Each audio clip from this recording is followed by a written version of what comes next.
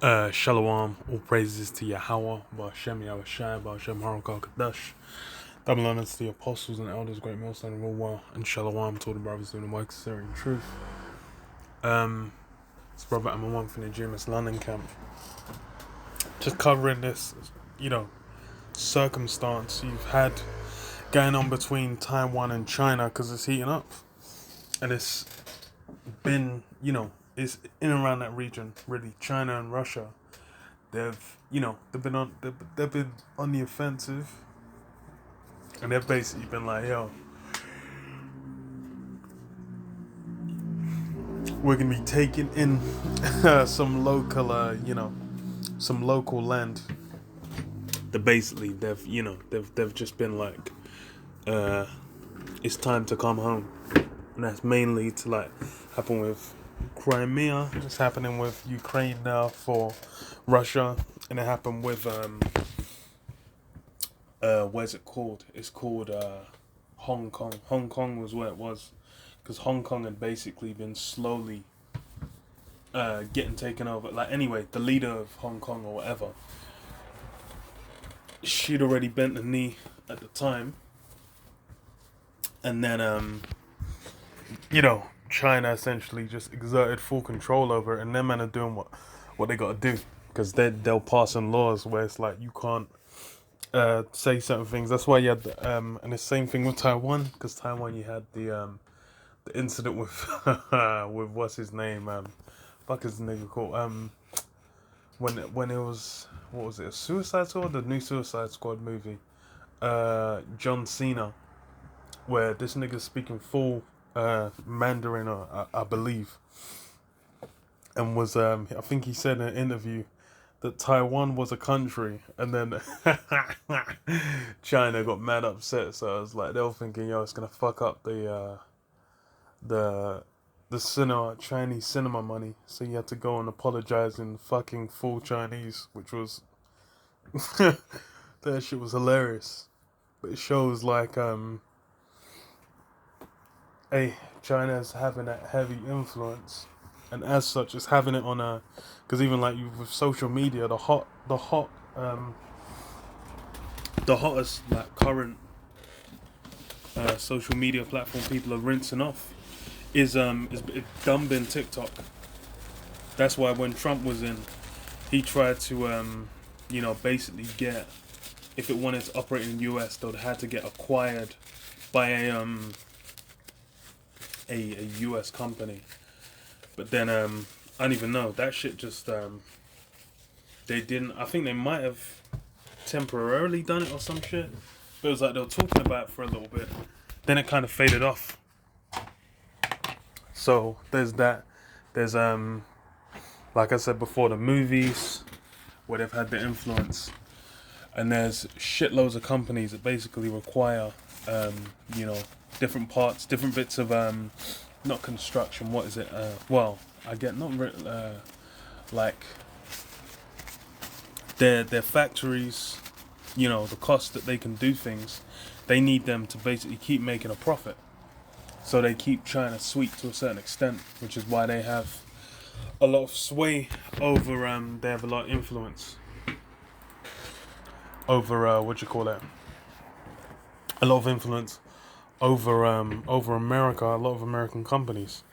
So now it's got to that point where it's like, now that's coming militarily as well, to where they're like, okay, we're going to exert our influence on the world, and that basically means stepping on America's toes, because America's more or less been the bulwark against China, and well, that's what it means to do, be the bulwark against China and expanding, and Russia expanding.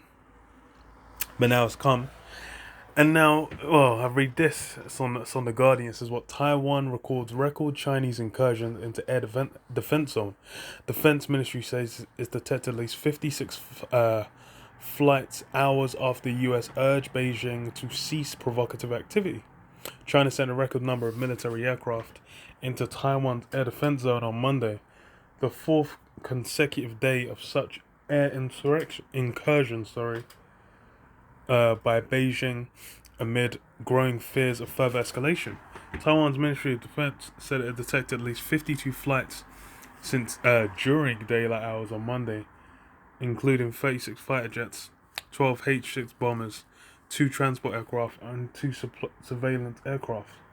Later Monday, it reported another 4 fighter jets crossing into the zone after dark. So yeah, these men are basically just showing like, hey, look, we can do what we please. And really, they to a certain extent they can, because like if they're like Taiwan is literally just a fucking stone's throw from them, and like is anyone really gonna is anyone really gonna at this point just be like, okay, look, we're gonna take the risk for the sake of Taiwan? It's like, how much is there to lose? That's what they're gonna be weighing.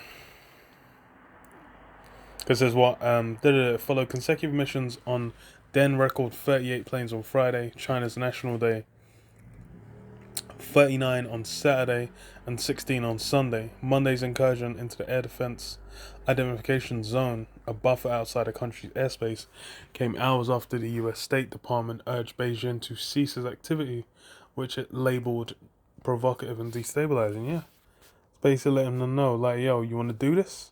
And that's really what China said as well. China said, you guys think about if you want to do this or not. So now that's why you got these nations now. What does it say? Like the weak say I'm strong. They've developed their they've come to the same scale of weaponry, because the main one is that nuclear armaments. Those nuclear armaments. All these different nations. India's got them. Pakistan's got them. Iran's got them. All these different nations, where the heathen nations, you go back 50, 60, 70 odd years, these guys were looking like they were a lot of them were tributaries. A lot of them weren't really on a level, and it was like, okay, it was mainly like Europe and America, Esau's strongholds, that were having the heaviest influence. Now they've all basically got up to the same level of weaponry, and they're basically looking like, yo, we can do this as well. And the main ones, China, and then Russia as well. Even them, after the Cold War ended, when the Soviet Union fell, everyone was like, oh, it's gonna be world peace.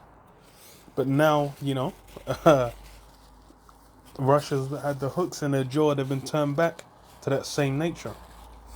So a separate article says what Taiwan president, say on Guardian again, Taiwan president warns of catastrophic consequences if Ireland falls to China. Tsai Ing-wen says Taiwan will do whatever it takes to defend itself against an increasingly assertive Beijing. Taiwan is committed to defending its democracy against an increasingly aggressive China. The island's president has vowed a warning of catastrophic consequences for the region should it fall. Yeah, it's gonna get peak, and it's funny as well because you've had like China is really looking to that push, because that's why they've been like essentially been what's the word, adjusting the culture, like they're basically just saying like, hey, look, a lot of things of like outside influence they're getting rid of. Like they basically put restrictions on things like they said effeminate men being shown in like movies or video games or whatever. I guess books and shit as well. Homosexual relationships. What else? Anything that talks about China in a bad way. Anything that talks about certain periods of history in a certain way. Anything that bigs up Japan as well, because they're like, yo, these guys, we still remember what you did in World War II. So China's basically prepping their people to be like, hey, look, you guys, it's going to be you guys against the world. They're basically preparing for them for a mass conflict, especially against, the West and, America's sphere of influence. Because that's really what, they're looking to do is that so-called Cold War that was meant to have toned down now it's intensifying again. So it says what? The comments from Tsai Ing-wen in an essay published on Tuesday came amid record-breaking incursions by Chinese warplanes into its air defense zone. On Tuesday, Taiwan's Premier Su Chang said the over-the-top activity violated regional peace and Taiwan needed to be on alert. China's People's Liberation Army has sent nearly 150 planes into Taiwan's air defense identification zone in the first 4 days of October, in which mainland figures and media have labelled a demonstration of strength, but which world governments condemned as an attack of intimidation and aggression, which is exactly what it is. They're basically saying like, yo, you can do this anytime. Writing for Foreign Affairs magazine, Tsai stressed Taiwan's desire for peace. It says if its democracy and way of life are threatened, Taiwan will do whatever it takes to defend itself. Yeah. So, looking like likely it's going to kick off again. However, she also urged other nations to understand the value of working with Taiwan against the broader threat posed by Beijing. And they should remember that if Taiwan were to fall, the consequences would be catastrophic for regional peace, and the democratic alliance system. Beijing claims Taiwan as a province in China and is pledged to take it by force if necessary. Yeah, that was a while back. It says what it considers Tsai's government to be separatists, but she said Taiwan is already a sovereign nation with no need to declare independence and has no wish for conflict. Amid almost daily intrusion by the People's Liberation Army, our position on cross-strait relations remains constant. Taiwan will not bend to pressure, but nor will it turn adventurous, even when it accumulates support from the international community, she said. Few countries formally recognize Taiwan, a situation which Tsai said had compelled Taiwan to think asymmetrically, forming unofficial partnerships and agreements, and contributing to international bodies as a non-state party with growing ties around the world. Taiwan was an increasingly important democracy, trading partner and global supplier, and crucial segment of the first island chain, which stretches from northern Japan to Borneo. Tsai said, should this line be broken by force, the consequences would disrupt international trade and destabilize the entire Western Pacific. In other words, a failure to defend Taiwan would not only be catastrophic for the Taiwanese, it would overturn a security architecture that has allowed for peace and extraordinary economic developments in the region for 7 decades. And it's wartime. Basically, once that's over, it's on, like King Kong.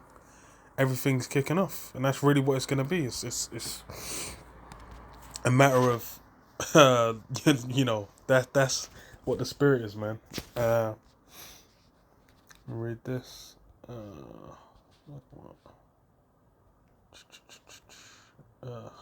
Should have gone to 1 actually. Can't click under that. Matthew 24 and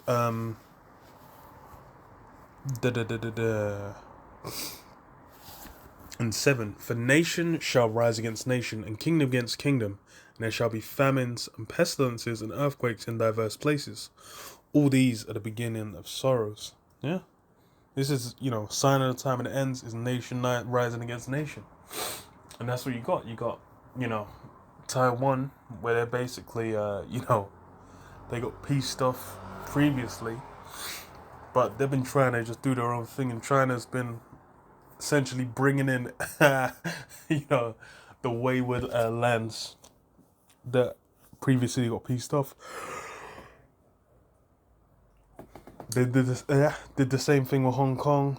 Now they're doing it again with Taiwan, where they're just saying like, "Oh, you men are just gonna be quelled," and hey, we have to see how it goes down, and if aid arrives, and to what extent, because everyone's talking a good game, but then it's just like, hey, Afghanistan, man, that shit is hilarious. That's really the main show where it's just like, hey, America just left, and that shit went to shit completely. The Taliban's just running it, and they're like, oh, okay, cool, it's calm. um, go back to Joel 3. So Joel 3 and 9. Proclaim ye this among the Gentiles. Prepare war, wake up the mighty men. Let all the men of war draw near, let them come up. Beat your plowshares into swords, on your pruning hooks into spears. Let the weak say, I am strong. Assemble yourselves and come all ye heathen, and gather yourselves together round about. Thither cause thy mighty ones to come near. Yeah? It's basically about all these nations getting into the spirit and mindset of war, and not just, a small scale. It's that global scale, which is why you have, it's what? China certain control over Taiwan. That's not going to be where it ends. They're then going to start, gonna have, they're going to be in higher spirits from that and be like, okay, it's time to start piecing off, for the sake of Chinese interests, which they've been doing. It's just going to be ramped up to a higher scale, and people are known. It's like in monetary fields, even with the digital currency, China's basically pushing that forward, and they have with what is it? Was it Winter Olympics or nah? What is it? Is it normal Olympic? I think it might be. It's one of the because it wasn't a World Cup. I'm sure. Ain't no way in hell.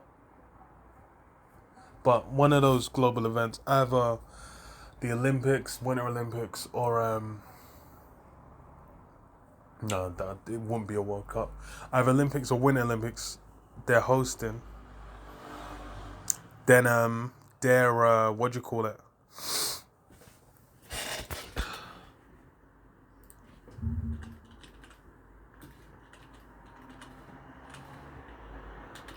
Okay, yeah, Winter Olympics next year. If we're here next year. So yeah, for the Winter Olympics that are meant to be next year,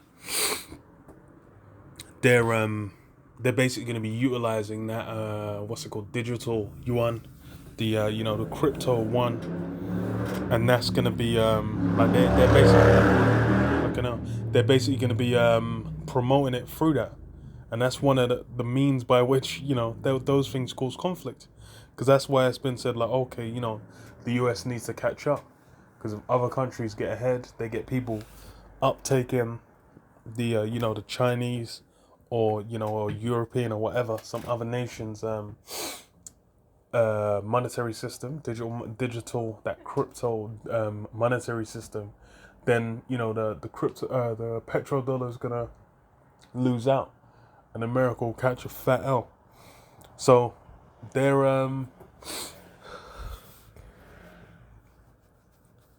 Jesus, yeah, they're the competition that's basically got them rousing themselves up. So it says, let the heathen be wakened and come up to the valley of Yahweh Shaphat. For there will I sit to judge all the heathen round about.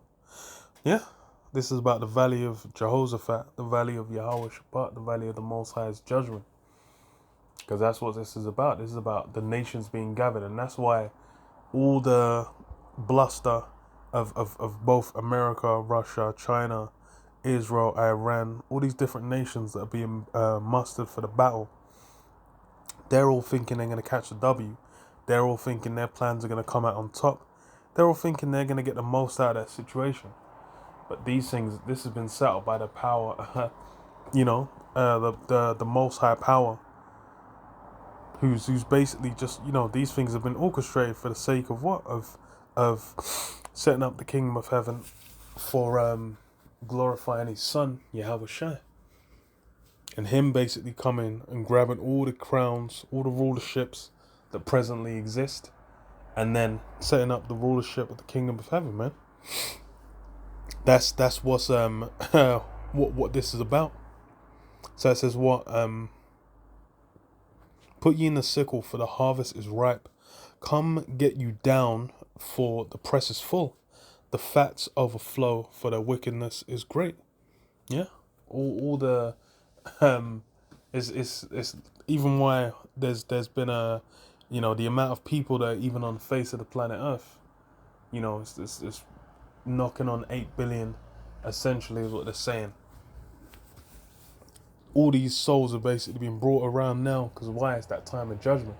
There's gonna be a mass amount of death, a mass amount of judgment that goes down, all through the will of Yahweh Hashem Yahushai, where he's basically gonna orchestrate and World War III, this colossal battle that's gonna go down in the Middle East. That's gonna be the main hotspot, and that's where you see the highest amount of tension is.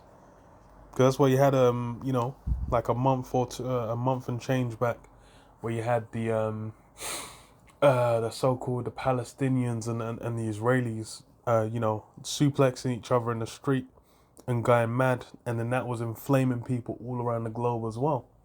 Because why? That's the main spot. That's the main conflict, and that's where the influencers are bumping heads. Because Iran getting them nukes, having that capability, that's the main point. Been the main point of contention in the Middle East. Because from going back to like late 2010, a lot of North Africa, like Libya, Tunisia, all those other countries, Egypt, just got flattened. And America's been spreading their influence. They crushed a lot of the countries. But what? Iran, Syria, and the interests of like Russia, China, chiefly in there, it's that's been slowly escalating. And these things, it's gonna reach that boiling point, man. Because what does it say? Multitudes and multitudes in the valley of decision. For the day of Yahweh is near in the valley of decision. Yeah, it's the day of Yahweh, Bashem, Yahushai, Bashem, Rakakadash. It's about the valley of decision, where all this is gonna go down. It's gonna be a legendary level of conflict. You got an episode of Game of Thrones, man. The Battle of the Bastards. We have Jon Snow and what's his name, Ramsay Bolton. Like they go to war, and then you have like that first charge where it's like, what's his name, Jon Snow's running in, and then you just see the fucking horses coming for him, and then his horses come back and they just crash in, bang. That's and that's just on a small scale. You're gonna have that on a multi-million level scale, and with even higher levels of destructive capabilities available and open to all those governments, man. You're gonna have drone strikes. You're gonna have all kinds of laser guns, microwave guns, all kind of fucked up shit that's gonna be getting utilized. It's gonna be a mass level of destruction, and these things are all according to prophecy. Because there's a time now where peace and safety's gone, man.